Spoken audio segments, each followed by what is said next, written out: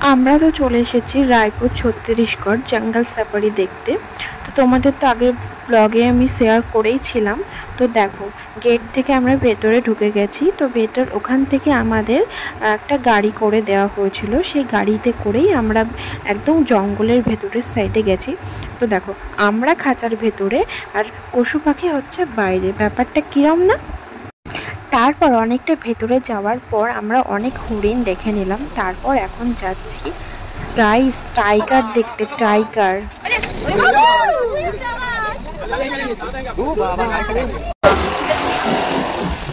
তারপর বাঘটা এমন জোরে লাফিয়ে ওই সাইডে গেছে, আমার হাত থেকে ফোনটা ক্যামেরাটা সরেই গেছে। তারপর দেখো, কিছুটা যাওয়ার পর ওই জলের ভেতরে দুটো টাইগার বসেছিল। তো তারপর সেখানে দেখে আমরা চলে গেলাম এবার লায়ন দেখতে। দেখো, লায়নটা একদম নেতিয়েছিল, জানি না কেন, একদম চুপচাপ বসেছিল। তো ওখানে ছিল তিনটে লায়ন বসেছিল। তো আরও ভিডিও তোমাদের নেক্সট ব্লগে শেয়ার করব।